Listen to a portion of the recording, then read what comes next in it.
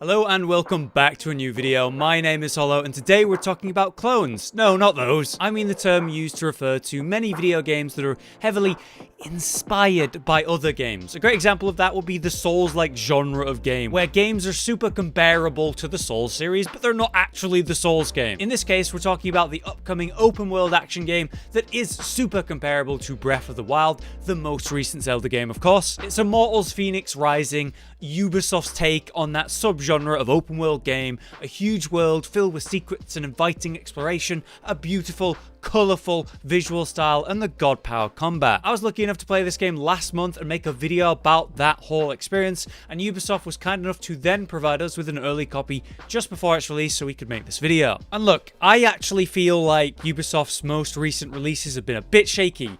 You know, Watch Dogs and Assassin's Creed, I personally felt that they maybe missed the mark. Fenyx feels like something else. I've really enjoyed myself. And yet this game is just clearly a new take on the Breath of the Wild style game. We've got the special tool to pick stuff up, you got the glider to roam around the map. The nature of the main enemy and how you restore the world to take him on is exactly the same. But is this bad? Is it wrong for them to do this and make a game that's so obviously inspired by Breath of the Wild? I want you to quickly think about Genshin Impact, the anime Breath of the Wild game, where it turns very quickly into a full-on mobile game that's just a gacha monster in which you only really do dailies and the story is time-gated content. But it's still comparable and actually part of that genre of Breath of the Wild-like game due to the nature of the world and how it works. Clearly, Breath of the Wild had an impact on gaming and open-world games as a whole, and I think that's a good thing. It's clearly made it so others want to try their take on it and push that genre forward. Fenyx is obviously that, and you know what? It's really good. But is it better than Zelda? Does it add to that subgenre in a meaningful way? Or is this just another wannabe knockoff? Let's break down those main elements and compare them. Starting with a combat which is frankly simple but heavily polished with some fun combinations and mechanics. We've got light and heavy attacks which have combos you use for different purposes. So the unique aspect here is that we're using godly weapons. So when you're using light attacks, you'll use your Sword of Achilles, while when you're doing heavy, you use the Axe of Atlanta. Mixing and matching those combos, we'll use heavies to break through shields or build up stun, aerial attacks, juggling enemies for big combos. We can even parry for return burst damage, or yeah, literally the Zelda dodge where you slow down time and do some free damage in return. So far, this combat's very comparable. And on top of that, we have the bow too. Odysseus's bow in this case though, where we can do some quick shots or charge shots, but things get a bit more unique and interesting when we include the god abilities. With the bow, for example, we can slow down time and direct the arrow for headshots or solving puzzles, or light an arrow on fire for increased damage, for example. We have that big hammer to stun or knock enemies away, the shield slam dash, the triple jump spear leap, and lastly, your companion bird for support attacks. You work all of that into your combos, and depending on the enemy, use it for different approaches. Now, compared to Zelda, it's much more straightforward and also more limited. In Zelda, the absolute stupid, ridiculous, crazy ways you can control Link and other things around Link in the environment for nutty effects is wonderful, and it kind of feels limitless. Fenyx does give you a lot of options, but it feels more capped out on that potential. There's still a lot of choices, like you can pick up a rock and slap an enemy out the sky for big damage, or do the same on a boss for like a chunk of stun gauge. Maybe, like I said, you light arrows on fire for more damage, and therefore you can use the environment in different interesting ways instead of just using those basic combos and abilities. There is something more there, but Zelda obviously wins out with a crazy potential, and I have to say, Fenyx did a really good job here. And I tell you what, mate, the weapons don't break. They don't break. Okay, so visually, side by side,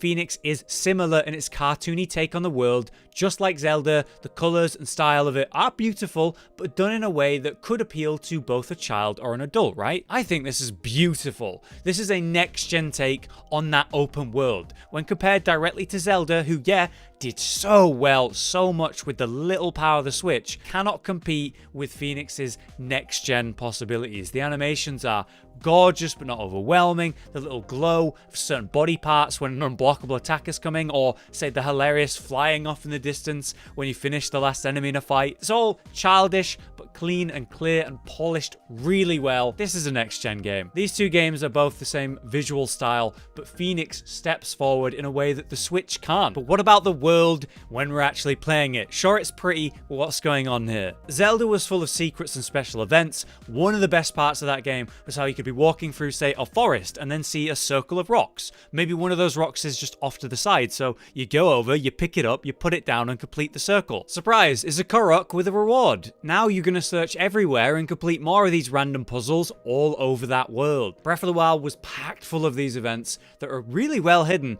and almost whimsical in nature. Fenyx does similar here, but in a more clear-cut and obvious way. The exploration, yeah, is heavily rewarded because you will find things everywhere. There's very little wasted space. The world is dense with these secrets, so you'll see something of worth constantly. Maybe there's a lyre that plays a specific tune. We'll go bring that tune and play it at the main lyre of the area. Boom, you'll be rewarded. Suddenly you're sprinting to the end of a racetrack. Boom, rewarded. Specific statues all set up in a pattern on plates. Maybe they're just missing a couple. I'll go find those, put them in the correct spot.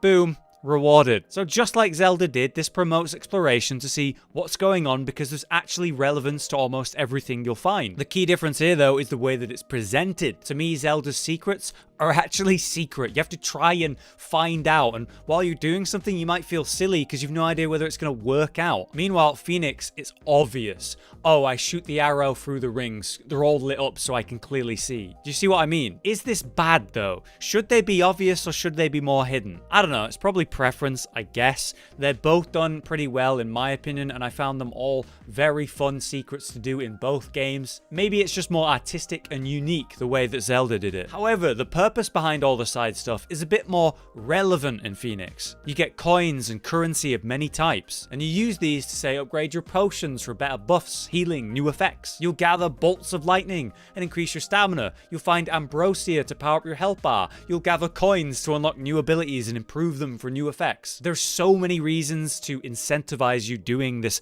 exploration, and thankfully it's actually fun and actually varied, and you're not doing the same three things over and over like you do in many Ubisoft open world games. So yeah, I think Fenyx gets the progression down better than Zelda did. Zelda didn't have many rewarding systems. You know, you got the temples and the stat upgrades, but in Fenyx we improve everything and we have more choice over what we actually improve. Now let's move on to mention the customization found in Fenyx. While Zelda definitely has some armors and outfits you can find, Fenyx has a lot of options. You can create your own character, male or female, with a few basic options like hair options, skin colors, and so on.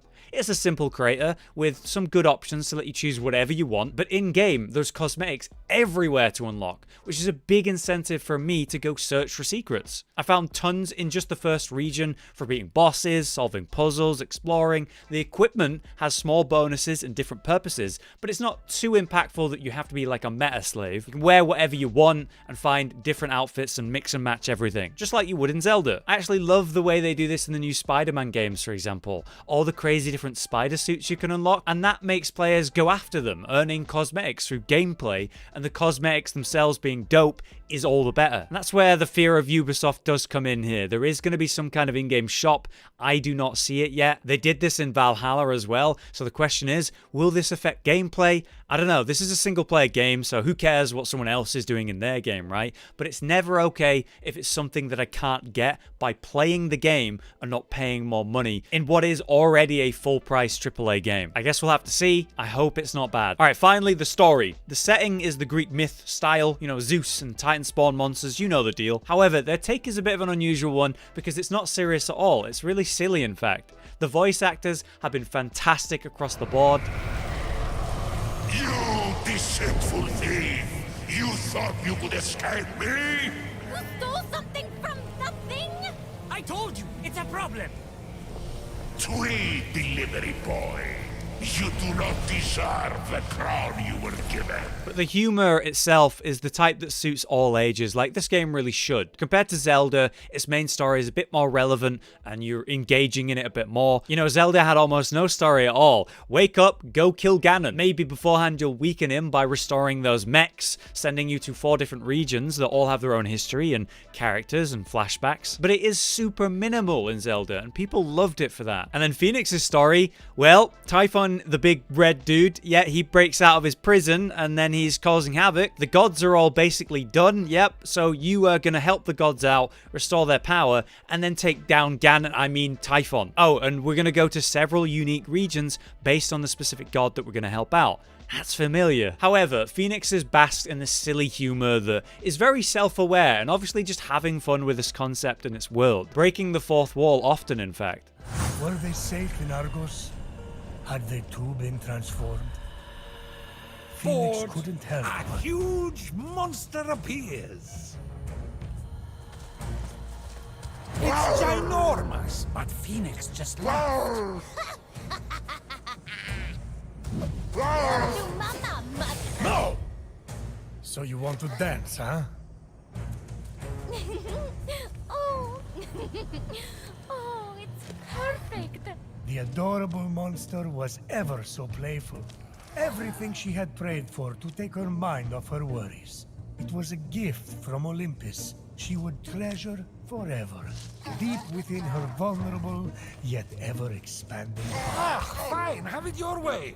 Just don't make me vomit. So they're very different in that way, and yet very comparable in the setup. I found it really fun, really relaxing, and not too invasive, which, you know, compared to the super hands-off, minimal style of Zelda, I found works well, but I guess it'll be preference, right? But in conclusion, this Can I Copy Your Breath of the Wild homework but make it look different game is pretty good. I've really enjoyed my time with it so far, and I definitely mean to fully play out the whole thing because it's been really fun. They have created something special with its silly vibe and incredible visuals. The dense world full of fun side stuff. But is it as good or even better than Zelda?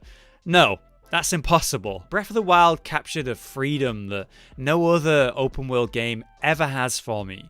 In its combat, its story, the world, you have so much choice. If Zelda is an A+ open world game, then I would say Fenyx is an A, or even at worst case, B+.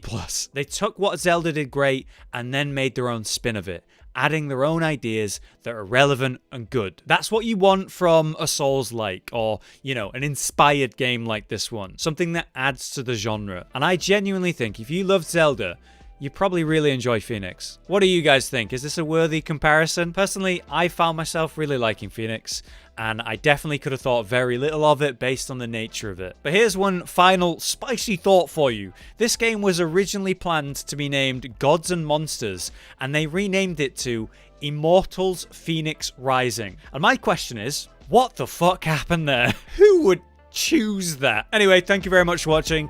I've been Hollow, you've been you, and I'll see you next time.